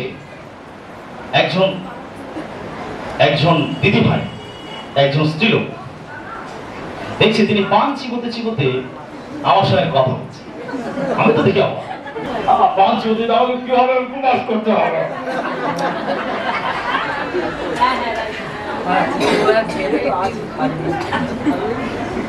আমি ভাবছি যে ঠিক দেখছেন নাকি। পাপ আমাদের জীবনে আশীর্বাদের দরজাকে বন্ধ করে দেয়। পাপ পাপ। আমি তাকে সঙ্গে সঙ্গে তিরস্কার করলাম, আপনি পান খাচ্ছেন আর প্রার্থনার মধ্যে এসেছেন। হ্যাঁ, তাহলে যারা প্রার্থনা অ্যাটেন্ড করবে আমরা সবাই যখন ঢুকে একটা করে পান দিয়ে দেবো সবাই।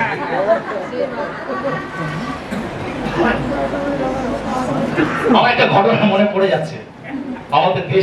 আমাদের বলরামপুর, আমাদের যেখানে দেশ বাড়ি, সেখানে আগেকার যারা প্রাচীন বয়োজ্যেষ্ঠ যারা ছিলেন তারা বাড়িতে বাড়িতে প্রেয়ার মিটিং করতেন।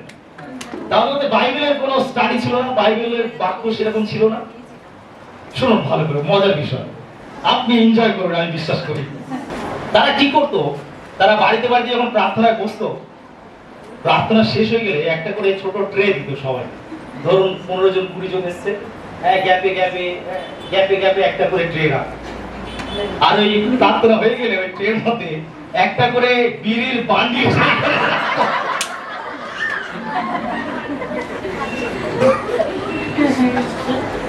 প্রার্থনা শেষ, এইবারে পায়ের উপর পা তুলে বিড়ি টানবে। তো এইভাবে চলছে। তারপর যখন আমরা সেখানে মিনিস্ট্রি শুরু করি, তো এরকম একজন বাড়িতে প্রার্থনায় গেছি, পাড়াতেই এক বাড়িতে প্রার্থনায় গেছি। তো প্রার্থনা শেষ হতে দেখছি ওই রকম সব ট্রে রাখছে আর এখানে একটা করে বিড়ির বান্ডিল দিচ্ছে।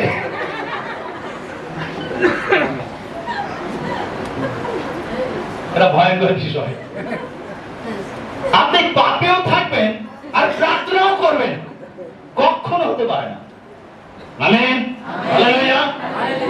শুধু বিড়ির কথা আমি বলছি তা না, কিন্তু পাপ বলতে আপনি যা কিছু ঈশ্বরের বাক্যের বিরুদ্ধে গিয়ে করেন, প্রত্যেকটা পাপই আমাদের জীবনে শয়তানের দরজাকে খুলে দেয়। অনেক বিশ্বাসী রয়েছে, শুনুন ভালো করে, অনেক বিশ্বাসী রয়েছে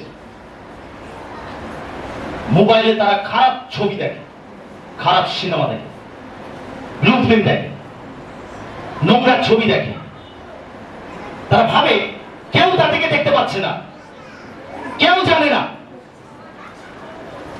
অনেক বিশ্বাসী আছে, জানতে হবে, তারা ভাবছে এটা এমন কিছু নয়, কিন্তু ওটা তার জীবনের বন্ধন ডেকে নিয়ে আসবে।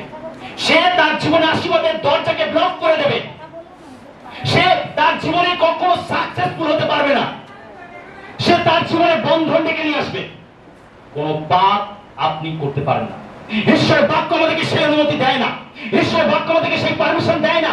যা কিছু ঈশ্বরের বাক্যের বিরোধী, সেগুলো আমাদের জীবন থেকে কাটছাঁট করতে হবে। শুনছেন সকলে? আমেন। প্রত্যেকটা পাপ, প্রত্যেকটা নেশা, প্রত্যেকটা মন্দ অভ্যাস আমাদেরকে পরিত্যাগ করতে হবে। যদি আপনি একজন কার্যকারী হন, আপনি যদি প্রভুর জন্য কাজ করছেন, আপনার বিচার তো আরো কঠোর হবে, আপনার বিচার আরো কঠোর হবে। ঈশ্বরের বাক্য থেকে চেতনা গ্রহণ করুন, ঈশ্বরের বাক্যতে সারা দিন ফিরে আসুন ঈশ্বরের কাছে সর্বান্তকরণের সঙ্গে, যেন আপনি ঈশ্বরের অনুগ্রহ আপনার জীবনে লাভ করতে পারেন। কেন আপনি উপবাসের সঙ্গে এখানে এসেছেন? কেন আপনি এত পথ যাত্রা করে এখানে এসেছেন? কেন আপনি অনেক ত্যাগ স্বীকার করে প্রভুর কাছে এসেছেন? তার কারণ প্রভুর আশীর্বাদ লাভ করার জন্য। যদি আপনার ওই বদভ্যাস আপনার সমস্ত কিছু ভেস্তে দেয়, সবকিছু থেকে আপনাকে বঞ্চিত করে, তাহলে আপনার প্রার্থনা এসে কি লাভ? Amen, hallelujah, hallelujah, hallelujah. আপনার প্রত্যেকটি পাপকে পরিত্যাগ করুন, পরিত্যাগ করুন। যা কিছু ঈশ্বর ঘৃণিত, জলাঞ্জলি দিন প্রভুর নামে দিন, প্রভুর কাছে নিজেকে সমর্পণ করুন। হয়তো আপনি নিজের শক্তিতে পাচ্ছেন না, প্রভুর শক্তি প্রয়োজন। আমরা নিজেরা নিজেদেরকে উদ্ধার করতে পারি না, আমাদের দরকার প্রভু যিশুকে, তার শক্তি দরকার, তার অনুগ্রহ দরকার।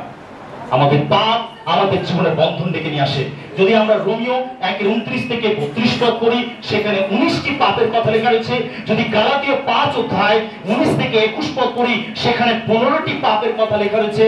যদি আমরা প্রথম করিন্থীয় 6 অধ্যায় 9 থেকে 10 পদ পড়ি, সেখানে 5টি পাপের বিষয় লেখা রয়েছে।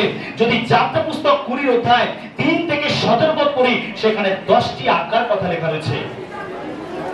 পাপের তালিকা, আর এই পাপের তালিকার মধ্যে কোনো কিছু যেন আমাদের জীবনে না থাকে। Amen, hallelujah, hallelujah.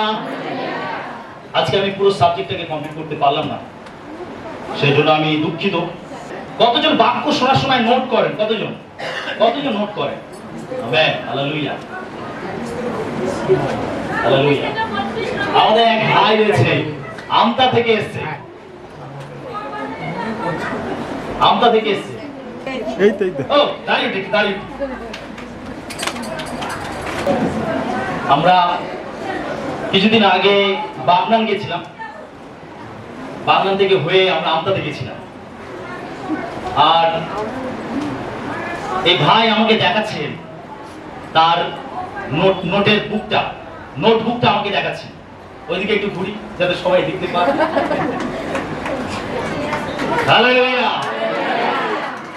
আর এই ভাই বলছে যে প্রত্যেকটা বাক্য যা কিছু লাইভে হয়, ভিডিওতে হয়, আমি সব কিছু নোট করি। আর তিনি তার নোটবুকটা খুলে আমাকে দেখাচ্ছেন, আর সত্যি সেটা আমাকে মুগ্ধ করেছে।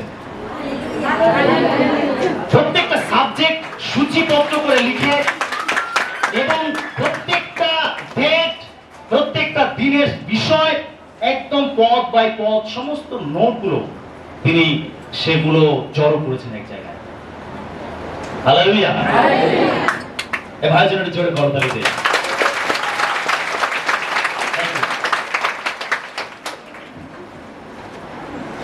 বাইবেল বলছে যা কিছু গোপনে করা হবে ঈশ্বর তার সামনে নিয়ে আসবেন। আমেন। যদি ভালো হয় সেটা সামনে নিয়ে আসবে, যদি খারাপ হয় সেটাও প্রভু সামনে নিয়ে আসবে। যে যেটা প্রাপ্য প্রভু তাকে সেটা দেবেন। তিনি বলেন সে আমার দাসত্ব, তার জন্য আমি তাকে বাঁচাইবো, আমি তাকে উচ্চ স্থাপন করিব, আমি তাকে গৌরবান্বিত করিব, কারণ সে আমার নাম জ্ঞাত হইয়াছে।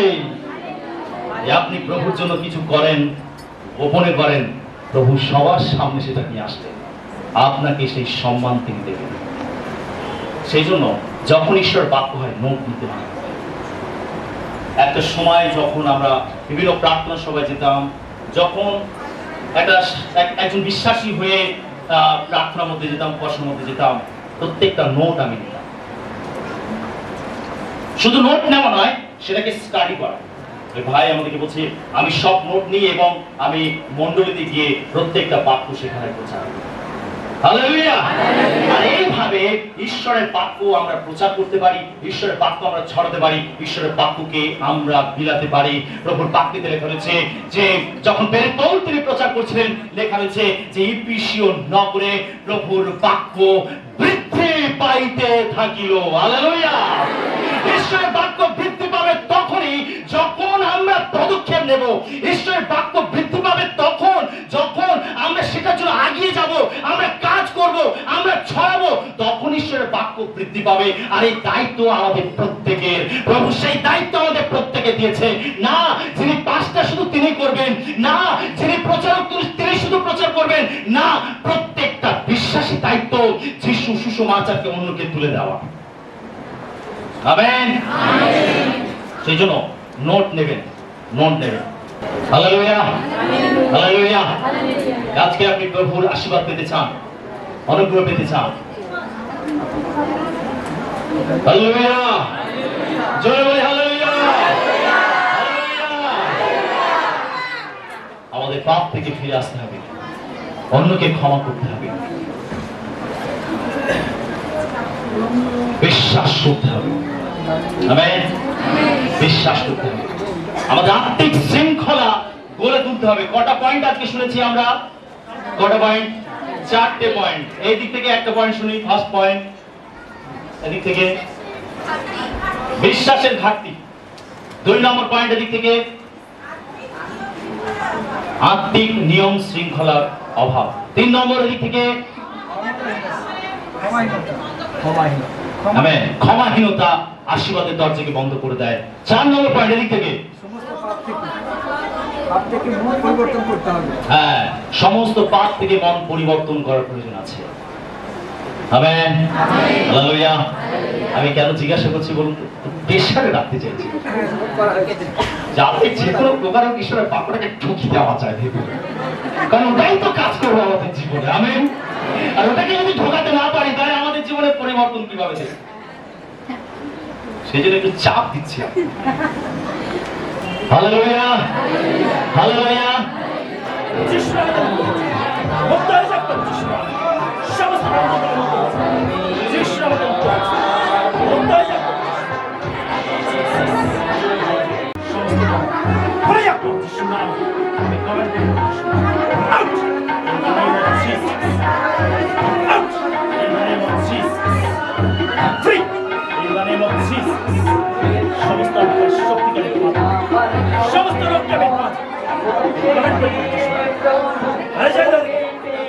জীবন থেকে মারি যা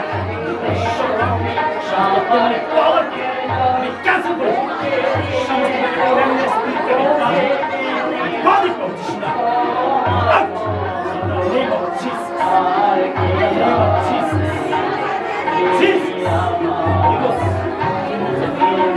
মুক্ত করে প্রভুজিস না, মুক্ত করে প্রভুজিস না, মুক্ত করে প্রভুজিস না। Out! In the name of Jesus. In the name of Jesus. Push it up. Jesus. Out! Jesus. Divine power. I cancel your judgment. Get up, that's what. Get up. I body condition. Out! In the name of Jesus. Out! In the name of Jesus.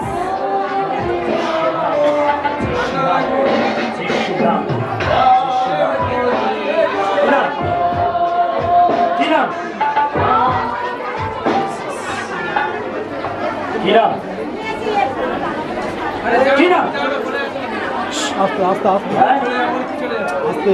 কি সমস্যা হচ্ছে? কি কষ্ট হচ্ছে?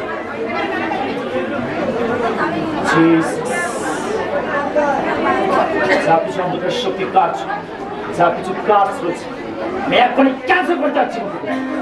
আমি cancel করে প্রভুজিস না, আমি মুক্ত করে এই মুহূর্তে, মুক্ত করে এই মুহূর্তে প্রভুজিস নামে আমি মুক্ত করি, মুক্ত করে প্রভুজিস না। জিসাস এই মুহূর্তে ফ্রি হয়েছে, ফ্রি হয়েছে। যিশু নাম, যিশু নাম।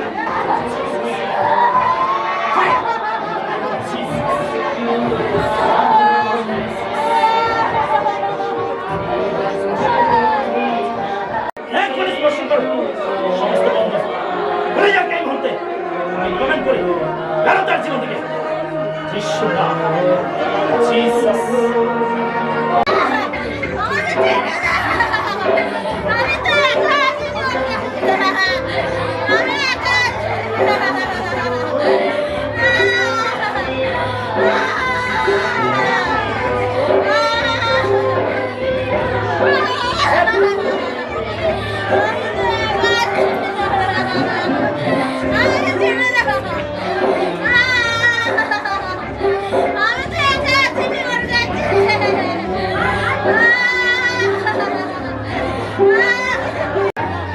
Fire in the name of Jesus. Fire in the name of Jesus. Fire in the name of Jesus. Fire in the name of Jesus. Yedoy. Yedoy. Yedoy. Yedoy. Fire. Yedoy.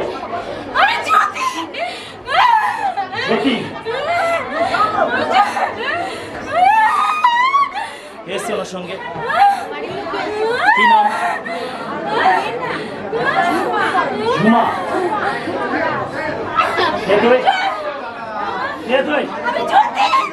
জ্যোতি। কোথা থেকে এসেছিস? কেন আছিস সত্যি বল? আমি গলায় দড়ি দিয়েছিলাম, ও আমার ছাদে জামা কাপড় শুকনো করছিল, আমার গাড়িটা আছে লাগিয়েছে, তার জন্য আমি ওকে ধরেছি। আমি ওর কাছে বহুত দিন ধরে আছি। আমি ওর স্বামীর থেকে আলাদা করে দিয়েছি। পারিবারিক অশান্তি আছে? পারিবারিক সমস্যা আছে?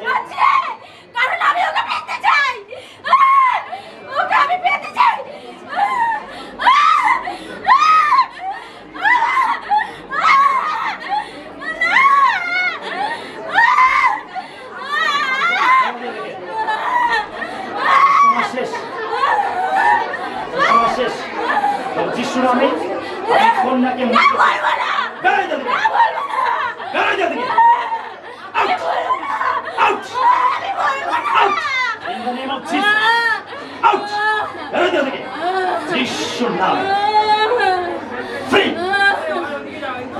Free in the name of Jesus Yes, Spirit.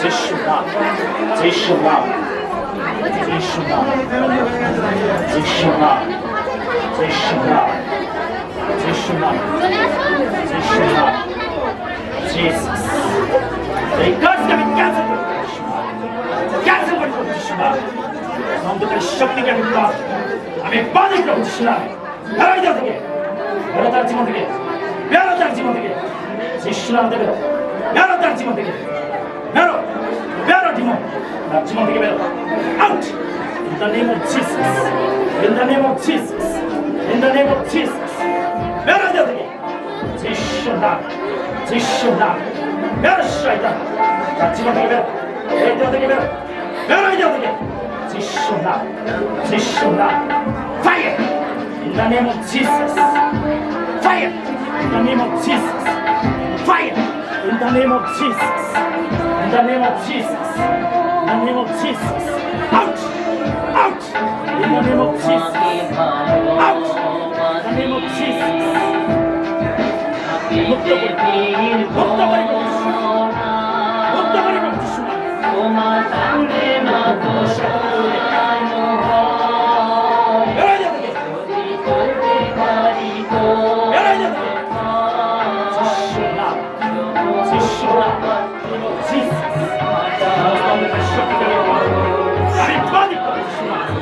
আমি ক্যান্সেল করতে পারছি মুক্ত করে আমি ক্যান্সেল করতে পারছি না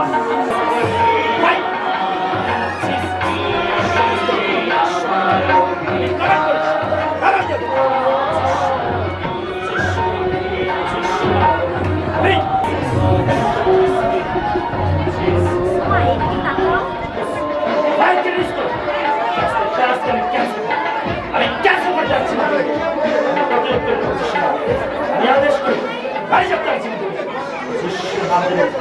বাড়ি যাবে তার জীবন থেকে যা কিছু ক্লাস হয়েছে বন্ধ হয়েছে ছেড়ে যাবে তোর যিশুর নাম আমি কমেন্ট করবো যিশুর নাম বাড়ি যাবে তার জীবন থেকে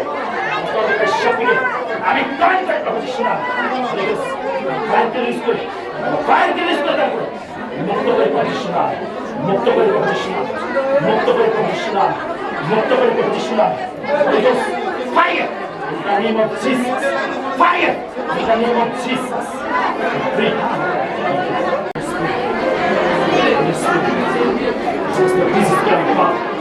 আমি ক্যান্সেল করে যাচ্ছি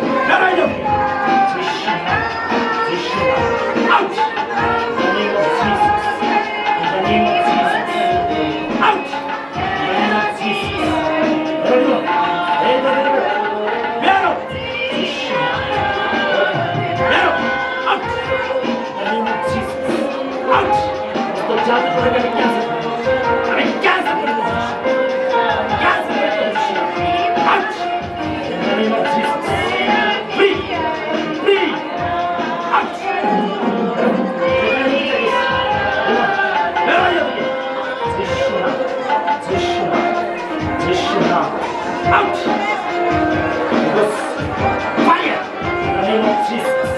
Fire. In the name of Jesus. In the name of Jesus. In the name of Jesus. In the name of Jesus. In the name of Jesus. Fire. In the name of Jesus.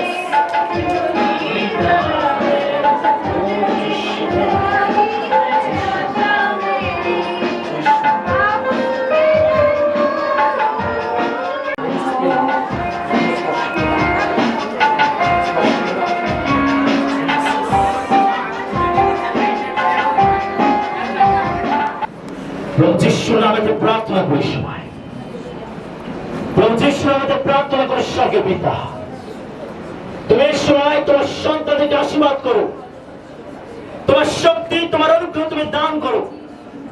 প্রভু তোমার সন্তানরা যে যা বিরতি প্রার্থনা এনেছেন দূর দিগান্ত থেকে, অনেক প্রভু বহু দূর থেকে তারা দৌড় এসেছেন তোমার কাছে, অতি প্রত্যুষে অতি ভোরে তারা রওনা দিয়েছেন প্রভু তোমার কাছে আসার জন্য। প্রভু তারা তোমার কাছে এসে যা কিছু প্রার্থনা, প্রভু যা কিছু আত্মহত্যা তুলে ধরেছে এই সময় তুমি তা শোনো, তুমি উত্তর দিয়ে তৃপ্ত করো, প্রত্যেকটি প্রার্থনাকে তুমি গ্রাহ্য করো যিশু নামে। প্রত্যেকটি প্রার্থনা প্রভু সুগন্ধি ধূপ রূপে তোমার চরণতল স্পর্শ করো। প্রভু তুমি প্রত্যেকটা হস্তকে ছুঁয়ে দাও, প্রত্যেকটা হস্তকে ছুঁয়ে দাও।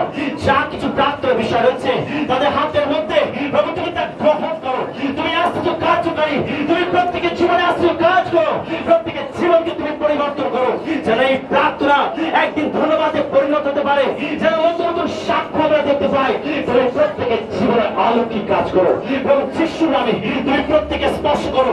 পবিত্র আত্মা তুমি ছুঁয়ে দাও, তোমার শক্তিকে ভরে দাও, তুমি ভরে দাও।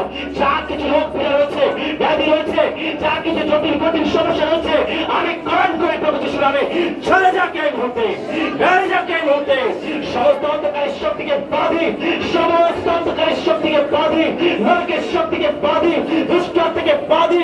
আমি আদেশ করি প্রভু যিশুর নামে বেড়ে যাক এই স্থান থেকে, প্রত্যেকের জীবন থেকে বেড়ে যাক, প্রত্যেকের পরিবার থেকে বেড়ে যাক, প্রত্যেকের দেহ থেকে বেড়ে যাক। প্রত্যেকটা রোগ, প্রত্যেকটা পীড়াকে আমি তিরস্কার করে এই মুহূর্তে বিদ্রুপ করি, আমি ধিক্কার জানাই যিশুর নামে, যিশুর নামে। প্রত্যেকটা ডিজিজ বেড়ে যায় দেহ থেকে, প্রত্যেকের জীবন থেকে বেড়ে যায় প্রভু যিশুর নামে।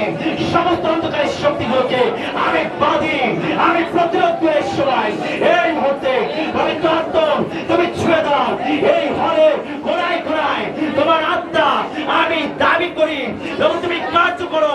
প্রত্যেক জনকে তুমি স্পর্শ করো, প্রত্যেকের জীবন তুমি আমাকে দান করো, বদলে দাও প্রত্যেকের জীবনকে, প্রত্যেকের স্বাস্থ্যকে, প্রত্যেকের পরিবারকে, প্রত্যেকের আত্মিক জীবনকে তুমি বদলে দাও যিশু নামে, যিশু নামে, যিশু নামে। আরোগ্যতা আমাদের অধিকার, উদ্ধার আমাদের অধিকার, পরিত্রাণ আমাদের অধিকার।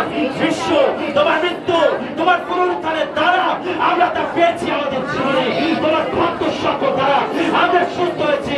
তোমার খাদ্যের গুণে প্রভু তোমার সন্তানদেরকে তুমি চাঙ্গাই দাও, আরোগ্যতা দাও, উদ্ধার করো, ডেলিভারেন্স দাও যিশুর নামে। Hallelujah, hallelujah, hallelujah, hallelujah, hallelujah, hallelujah, hallelujah. তোমার রক্তকে আমি চিনি দে, প্রত্যেকের উপরে চিনি দে, তোমার রক্তকে চিনি দে এই মুহূর্তে, প্রত্যেকের জীবনে আমি চিনি দে, তোমার রক্তকে আমি চিনি দে যিশু। তোমার রক্তকে দাবি করি এই মুহূর্তে প্রত্যেকের জীবনে নেমে আসো, প্রত্যেকের উপরে নেমে আসো, প্রত্যেকের উপরে নেমে আসো যিশুর নামে, যিশুর নামে, যিশুর নামে। হালেলুয়া প্রভু, ধন্যবাদ প্রভু, ধন্যবাদ, ধন্যবাদ। বিশ্বাস করে তুমি স্পর্শ করলে, বিশ্বাস করে তুমি আশীর্বাদ করলে, বিশ্বাস করে প্রত্যেকটা প্রার্থনা গ্রাহ্য করলে। তুমি বলছো বিশ্বাসপূর্বক যা চাইয়াছো তা পাইয়াছো। আমরা বিশ্বাসে চাইলাম, তুমি আমাদেরকে দিলে আর আমরা তা গ্রহণ করলাম। ধন্যবাদ প্রভু, ধন্যবাদ করি, ধন্যবাদ করি, প্রশংসা করি, গৌরব করি। Thank you Jesus. প্রভু তোমার সন্তান এখন ফিরবে বাড়িতে, যেন প্রভু তারা নিরাপদে ফিরতে পারে। তুমি যাত্রা পথে তাদের সঙ্গে থাকো, যেন সুন্দরভাবে সুরক্ষিত ভাবে তারা নিজ বাড়িতে পৌঁছে তোমার ধন্যবাদ করতে পারে। যে আশীর্বাদ যে অনুগ্রহ তুমি তাদেরকে করলে তারা যেন তা ধরে রাখতে পারে, যে বাক্য তুমি দিলে সেই বাক্যকে তারা যেন ব্যবহার করতে পারে, প্রত্যেক জীবনে কাজে লাগাতে পারে এবং তোমার জন্য যেন তারা 30 গুণ 60 গুণ 100 গুণ ফল উৎপাদন করতে পারে। যিশু নামে তার আশীর্বাদ করো, আশীর্বাদ করো প্রভু। তোমাকে সমস্ত বিষয়ের জন্য ধন্যবাদ দিই। এই প্রার্থনা আমাদের রাজ্যের আছে প্রভু যিশুর নামে চাই। প্রভু যেন একটা জোরে করতালি দেয়।